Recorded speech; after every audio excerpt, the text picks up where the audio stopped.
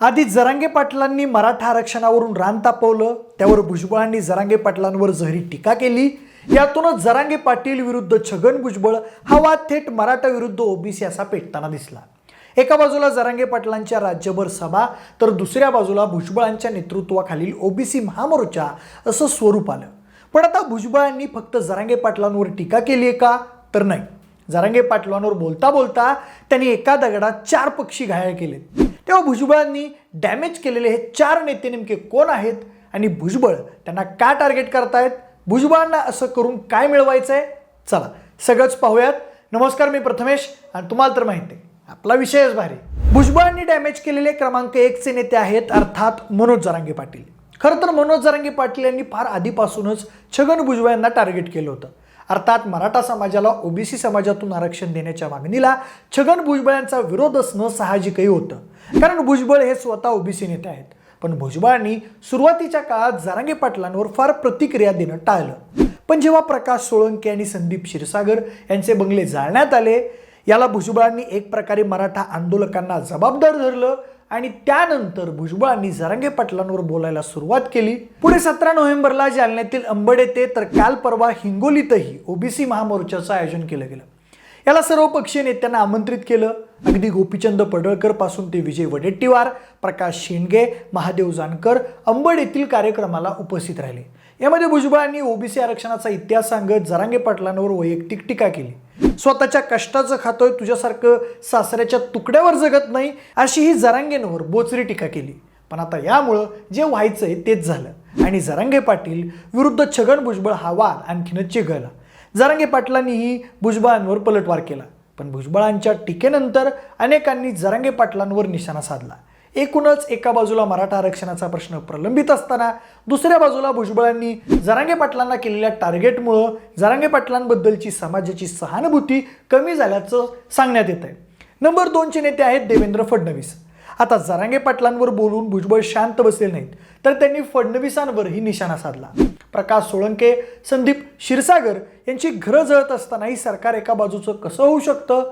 त्यांची तेवढी लेकरं आहेत, मग आमची लेकरं कोण आहेत? हा सवालही त्यांनी विचारला। एका पत्रकार परिषदेत बोलताना तर त्यांनी याबद्दल गृह खात्यावर जोरदार निशाणाही साधला।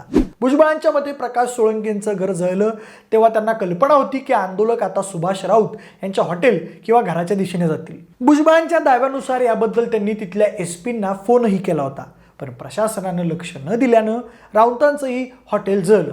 हे रोखता आलं असतं। आता जरांगे पाटलांवर निशाणा साधता साधता भुजबळांनी फडणवीसांनाही टार्गेट करून संशयाच्या फेऱ्यात आणलाय।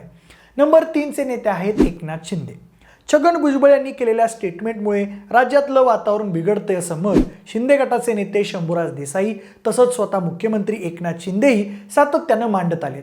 पण भुजबळ सरकार मराठा समाजाच्या बाजूने आहे, त्यांनी ओबीसी समाजाला वाऱ्यावर सोडलंय असंच सातत्यानं दर्शवत राहिले। यावरून शिंदे गट विरुद्ध भुजबळ हा संघर्ष चव्हाट्यावर आला। पण अजितदादांनी यावरून भुजबळांची भूमिका योग्य आहे असंच समर्थन केलं। आता तर भुजबळांनी मराठा समाजाला आरक्षण देण्यासाठी नेमण्यात आलेली न्यायमूर्ती संदीप शिंदे समिती बरखास्त करावी असं म्हटलंय। यावरूनही भुजबळ शिंदे गटाच्या टार्गेटवर आलेत। पण काल भुजबळांबद्दल बोलताना मुख्यमंत्री एकनाथ शिंदे म्हणाले की भुजबळ मराठा विरोधी नाहीत। मराठा समाजाला आरक्षण देताना ओबीसींवर अन्याय होणार नाही ही काळजी सरकार घेईल। याबद्दल जी भूमिका भुजबळांची आहे तीच सरकारची आहे।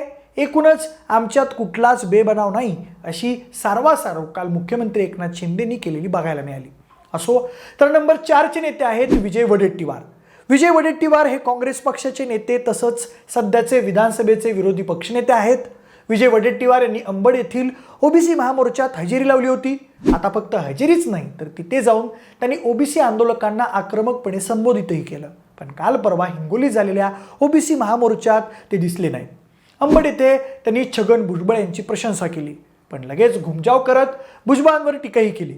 आता कदाचित त्यांना पक्षश्रेष्ठी किंवा हायकमांडकडून या आरक्षण प्रश्नात फार उघडपणे भूमिका न घेण्याबद्दल तंबी मिळाली असावी।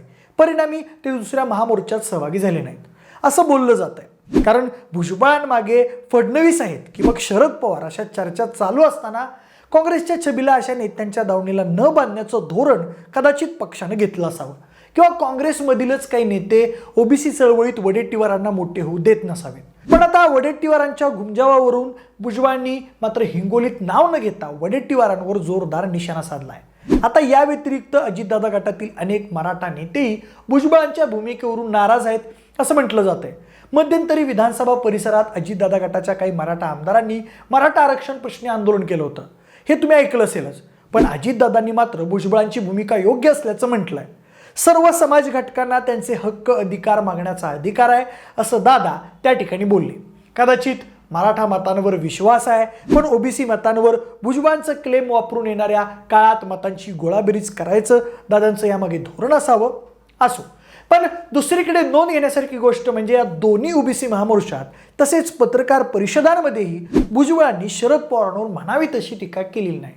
उलट 1994ला ओबीसींना शरद पवारांमुळेच आरक्षण मिळालं असं त्यांनी उपस्थितांना सांगितलं। आता यामुळे भुजबळांमागे कदाचित शरद पवार आहेत का ही शंका नक्कीच निर्माण होते, कारण मध्यंतरी ओबीसी आरक्षणावरून पवारांवर नामदेवराव जाधव यांनी जोरदार निशाणा साधला होता। यावरून शरद पवार मराठा की ओबीसी हा प्रश्नही निर्माण झाला होता। पण भुजबळांच्या वक्तव्यानंतर काही प्रमाणात नामदेवराव जाधव प्रकरणावरचा धुळा खाली बसलाय। तसंच यातून मराठा प्लस ओबीसी ही शरद पवारांची सोशल इंजिनिअरिंगही भुजबळांनी बरकरार ठेवली आहे। आता शरद पवारांवर टीका न करण्याचं दुसरं एक कारण म्हणजे येवला आणि नाशिकचं गणित। भुजबळांना पक्क ठाऊक आहे की जरांगे पाटील, वडेट्टीवार, एकनाथ शिंदे किंवा मग फडणवीस नाही तर त्यांचं नाशिक किंवा येवल्यात गणित बिघडवू शकणारा एकमेव नेता म्हणजे शरद पवार। तसंच मध्यंतरी भुजबळांविरुद्ध येवल्यात सभा घेऊन पवारांनी माणिकराव शिंदेंना ताकद पुरवली होती। आता येवल्यात, नाशिकमध्ये तसेच अन्य मोक्याच्या ठिकाणी मराठा मतांशिवाय भुजबळांना किंवा कुठल्याही ओबीसी नेत्याला गत्यंतर नाही। अशातून निवडणुकीत भुजबळ प्लस शरद पवार ही छुपी युती आकार घेऊ शकते, किंबहुना त्या युतीचा खेळ सुरू झालाय अशी शंका आता घेतली जाते। त्यामुळेच ओबीसी मतांवर फडणवीसांना क्लेम करू न देता प्रोएक्टिव्हली ओबीसी मतं आपल्या बाजूने वळवायचं काम भुजबळ करताना दिसत आहेत। त्यात कोण त्यांचे शत्रू आहेत, कोण मित्र आहेत हे त्यांच्या वक्तव्य आणि कृतीतल्या फरकाने आपल्याला दिसतंय। पण काही पडद्यामागच्या गोष्टी स्पष्टपणे पुढे येत नाहीयेत। हळूहळू त्याही आपल्याला कळतीलच। आपण तोवर या सगळ्यावर लक्ष ठेवून राहूच। फक्त या सगळ्यात जरांगे पाटील कसं बाउन्स बॅक करतायत, फडणवीस नेमकी कोणती नवीन चाल खेळतायत, एकनाथ शिंदे नेमकी काय भूमिका घेत आहेत यावर लक्ष ठेवणं गरजेचं आहे। बाकी तुम्हाला काय वाटतंय, भुजबळांनी खरंच हे 4 नेते डॅमेज करून एका दगडात 4 पक्षी मारलेत का? त्याचा काय बरा वाईट परिणाम येत्या काळात दिसू शकेल? भुजबळ की जरांगे पाटील कोणाची भूमिका योग्य आहे? फडणवीस की शरद पवार? भुजबळांमागे कोणाचा हात असू शकतो? तुमची मतं आम्हाला कमेंट करून नक्की सांगा। जरा व्हिडिओ आवडला असेल तर लाईक आणि शेअर करा। सोबतच आपले विशेष वारी या यूट्यूब चॅनलला देखील सबस्क्राईब करा। आणि जरा व्हिडिओ तुम्ही फेसबुकवर पाहत असाल तर तिथेही आम्हाला फॉलो करायला अजिबात विसरू नका। धन्यवाद।